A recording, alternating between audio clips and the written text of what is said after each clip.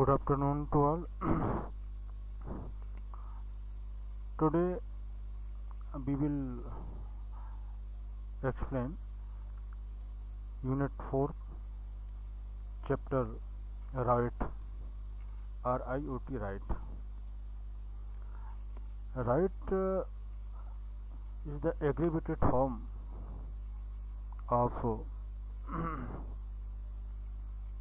unlawful assembly, and it is considered to be the serious form.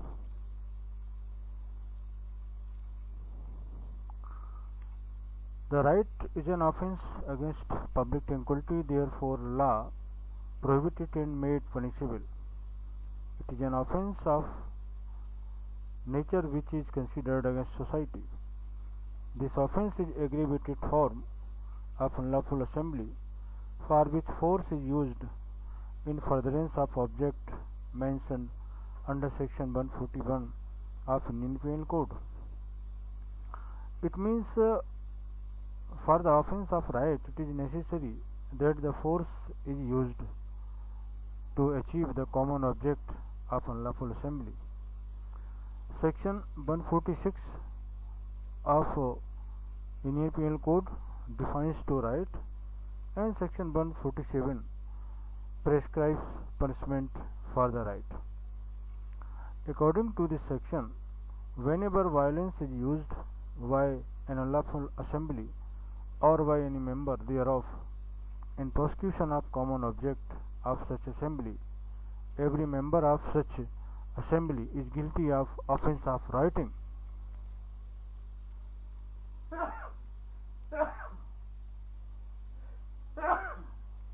According to above provision of section 146, the following essential elements are necessary to constitute the offence of right. For commission of right, following ingredients are necessary. First, there must be unlawful assembly. Second, unlawful assembly or its any member must have use of violence. Third, the violence must be exercised to achieve common objects.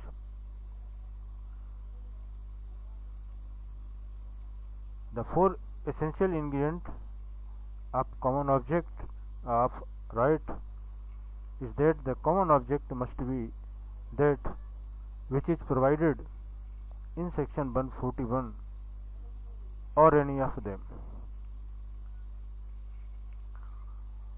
For the offence of right, it is necessary that in right already it implies one offence of unlawful assembly, and when such unlawful assembly becomes aggravated, then it is converted into a right. If we go through neatly the definition of right, then as per provision of section 146, that whenever violence is used by unlawful assembly or by any member of unlawful assembly, then forthwith the unlawful assembly becomes right, or it is converted into right. Meaning thereby here, if no force or violence is used and 5 persons have been assembled for the 5 objects which are enumerated in section 141, and as soon as they use force or violence to achieve the five objects or any of them provided under section 141, then it becomes such unlawful assembly becomes right. Right के offence के लिए ये जरूरी है कि हर right में ऐसा कहा जाता है, हर राइट अनलॉफुल असेंबली होती है, और जब ये अनलॉफुल असेंबली फोर्स या वायलेंस यूज करती है और ये फोर्स और वायलेंस उस ऑब्जेक्ट को प्रोसिक्यूट करने में, उस ऑब्जेक्ट को आगे बढ़ाने में, जो ऑब्जेक्ट सेक्शन 141 में मेंशन किए गए हैं, उन ऑब्जेक्ट में से या उनमें से किसी एक को अचीव करने के लिए जब इस अनलॉफुल असेंबली के द्वारा फोर्स यूज किया जाता है, तभी ये अनलॉफुल असेंबली राइट का रूप ले लेती है। जैसा इसके पनिशमेंट में ही ये प्रोवाइडेड है कि अनलॉफुल असेंबली के लिए 6 मंथ इम्प्रिजनमेंट है, तो राइट के लिए 2 ईयर इम्प्रिजनमेंट है। मीनिंग देयर बाई कि अनलॉफुल असेंबली का जो एग्रेवेटेड फॉर्म है या जो हिंसक भीड़ जब वो वायलेंस यूज करने लगती है, तो अनलॉफुल असेंबली का जो डेंजरस फॉर्म है उसके लिए पनिशमेंट भी बढ़ जाता है। तो अनलॉफुल असेंबली कब राइट होती है, इसके लिए एक एग्जाम्पल से हम इसको एक्सप्लेन कर सकते हैं। सपोज कि the 5 persons have been assembled to prevent a person from proceeding in certain direction where he has right to proceed. अगर 5 लोग एक रास्ते पर खड़े हो जाते हैं और किसी को रोकने के लिए जहां से उसको जाने का राइट है, उस जगह पर 5 लोग इकट्ठे हो जाते हैं, असेंबल्ड हो जाते हैं, और जैसे ही कोई आता है उसको वो रोकते हैं और एक धक्का मार के उसको गिरा देते हैं या उसको थप्पड़ मार देते हैं, तब ये अनलॉफुल असेंबली इमीडिएट राइट हो गई। अगर उनमें से किसी एक ने या सब ने उस पर्सन को रोका तो है, लेकिन ना तो उसको धक्का दिया है, ना उसको वायलेंस किया है, ना उसको कुछ भी उसको बॉडीली टच किया है, कोई उसको वायलेंस नहीं की है, तो ये राइट होगा नहीं होगा। यह अनलॉफुल असेंबली तो हो सकता है या कोई और ऑफेंस हो सकता है, जैसे रॉन्गफुल रेस्ट्रेंट हो सकता है, बट ये राइट नहीं होगा। राइट की एसेंशियल कंडीशन ही है कि अनलॉफुल असेंबली के जो 5 ऑब्जेक्ट सेक्शन 141 में प्रोवाइडेड हैं, उनको अचीव करने के लिए अगर सिर्फ 5 लोग असेंबल तो होते हैं बट वो कोई वायलेंस नहीं करते, तो स्टिल ये अनलॉफुल असेंबली तो है, राइट नहीं है। बट अगर उन 5 ऑब्जेक्ट को, जो 5 object 5 objects listed in section 141, उनको अचीव करने में वायलेंस जिस मोमेंट पर यूज किया जाता है, उसी मोमेंट पर ये अनलॉफुल असेंबली राइट में कन्वर्ट हो जाता है। Be therefore explain in this way कि violence is essence of offense of right. कोई अनलॉफुल असेंबली राइट में तभी कन्वर्ट होगी जब उसने वायलेंस यूज किया हो, और वायलेंस नहीं किया है तो राइट नहीं होगा। फॉर एग्जाम्पल, एक दूसरा एग्जाम्पल कि 5 persons have been assembled to prevent Jade from taking water of certain well. 5 लोग A B C D E, once again A B C D E, ये 5 लोग जेड को किसी कुएं से पानी लेने से रोकने के लिए असेंबल्ड होते हैं, इकट्ठे होते हैं। जिस कुएं से जेड को पानी लेने का राइट है, लीगल राइट है।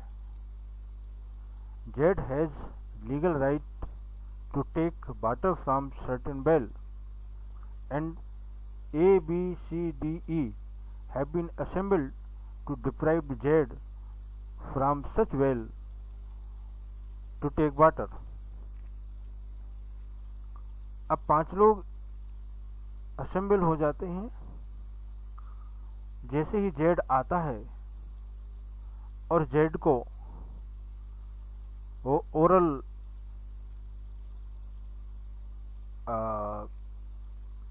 उसको प्रिवेंट करते हैं कि आप यहाँ से पानी नहीं लेंगे, और इतना 5 लोगों यानी A, B, C, D, E की इस डिक्लेरेशन को सुनकर के जेड अपने रास्ते से लौट जाता है और उस कुएं से पानी नहीं लेता है। तो यहाँ पर यह अनलॉफुल असेंबली है, और इस अनलॉफुल असेंबली ने कोई वायलेंस नहीं किया है जेड के अगेंस्ट में, इसलिए यहाँ पे राइट का ऑफेंस नहीं हो सकता है, बट ये अनलॉफुल असेंबली ही है। अब इसी एग्जाम्पल को हम दूसरे तरीके से लें। सपोज 5 लोग A, B, C, D, E, इन 5 ने डिसाइड किया कि हम जेड को इस कुएं से पानी लेने से रोकेंगे, जबकि जेड को उस कुएं से, उस बैल से ही has right, legal right to take water. Z को उस कुएं से लीगल राइट है पानी लेने का, लेकिन ये 5 लोग उसको कुएं के सामने खड़े हो जाते हैं, और जैसे ही जेड उस कुएं के नज़दीक आता है तो ये 5 लोग उसको रोकते हैं, और उनमें से ए जेड को की हाथ पकड़ लेता है और बी जेड को थप्पड़ मारता है। जैसे ही ए ने उसको पकड़ा और उसके दूसरे साथी ने थप्पड़ मारा, तो सभी के सभी अब राइट के लिए लायबल होंगे। यहाँ पर ये जरूरी नहीं है कि वायलेंस सबके द्वारा यूज किया जाना चाहिए। It is not necessary here that the violence must be exercise by all of them. Violence या तो सभी उसको एक्सरसाइज करते हैं तो भी राइट होगा, और वायलेंस या फोर्स का एक्सरसाइज या उसका यूज उन 5 में से कोई एक करता है तो भी 5 राइट के लिए लायबल होंगे।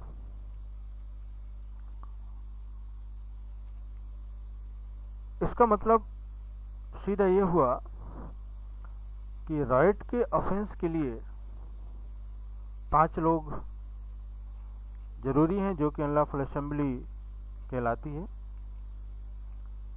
एक केस में जहां राइट के लिए कुछ लोगों का ट्रायल हुआ, उनमें से कुछ लोगों को एक्विट कर दिया गया। मींस जहां 5 लोगों में से 2 को एक्विट कर दिया जाता है, तो जो रेस्ट 3 हैं उनके लिए राइट के लिए लायबल नहीं ठहराया जा सकता। Where in a trial of right for the 5 person and 2 of them are acquitted, then for rest 3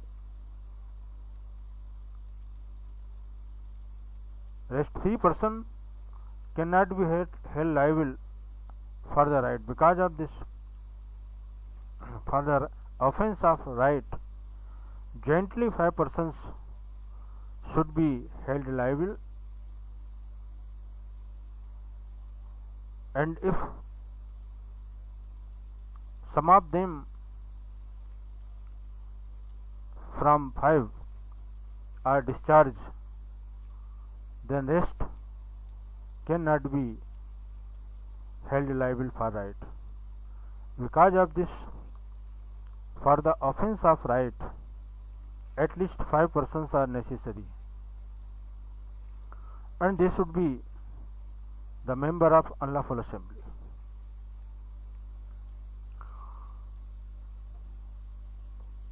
This is also to be noted here that for offense of right, the common object of all should be the same, which is mentioned in section 141.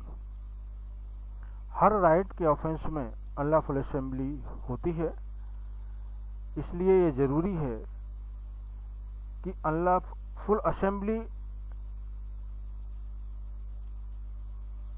उन 5 object के लिए जो 141 में listed हैं, 141 में mentioned हैं, उनमें से किसी एक या सभी ऑब्जेक्ट को अचीव करना और उस ऑब्जेक्ट के अचीव करने में वायलेंस का किया जाना नेसेसरी इंग्रेडिएंट होता है राइट के लिए। अगर अनलॉफुल असेंबली के मेंबर्स ने किसी एक कॉमन ऑब्जेक्ट के लिए वायलेंस नहीं किया है, but all of them used violence to achieve their personal object, then they cannot be held liable for right. Right के लिए सबका ऑब्जेक्ट कॉमन होना चाहिए। अगर सभी का डिफरेंट ऑब्जेक्ट है और वो ऑब्जेक्ट सेक्शन 141 से अलग है, तो ये माना जाएगा कि कॉमन ऑब्जेक्ट नहीं है। और जहां कॉमन ऑब्जेक्ट नहीं है तो वहां फिर पर्सनल ऑब्जेक्ट हो जाता है, और पर्सनल ऑब्जेक्ट के लिए वायलेंस करना राइट की कैटेगरी में नहीं आ सकता। राइट के लिए जरूरी होता है कॉमन ऑब्जेक्ट। अब कॉमन ऑब्जेक्ट के लिए क्या जरूरी है? सभी का कॉमन ऑब्जेक्ट है, ये तब माना जाता है जब सभी जो मेंबर हैं अनलॉफुल असेंबली के, उनमें प्रीवियस डेलिब्रेशन हुआ हो, उन सभी के जो माइंड हैं वो प्रायली कंसर्ट हो गए हों, तब ये कहा जाता है कि सबका कॉमन ऑब्जेक्ट है। और फिर उस ऑब्जेक्ट को अचीव करने में वायलेंस कोई एक करे या सब करे या कुछ करें, then they will be held liable for right. For offense of right, prior consent of mind among the all writers is necessary, and if there is question whether there was previous deliberation among them to decide this fact, it must be proved that all bear unanimously agree to do the same act to achieve the common object. Prior concert of mind common object के लिए जरूरी होता है। अब इसमें इसी बात को क्लियर करने के लिए we discuss a important case law which is known Hazara Singh versus state of Punjab. This case was decided by Apex Court in 1971, and it was held in this case that the violence or force must be exercised in order to achieve the common object, otherwise offense of right cannot be committed. Mere exercise of violence or force by persons assembled does not impose the liability on all of them for right. The essence of offense lies in exercise of violence or force in order to achieve common object. This includes some degree of prior union or concert of mind and deliberation. If group of persons assembled for any illegal purpose and they suddenly fight to each other without previous design or deliberation or without common object, it is not a right in the technical sense of them.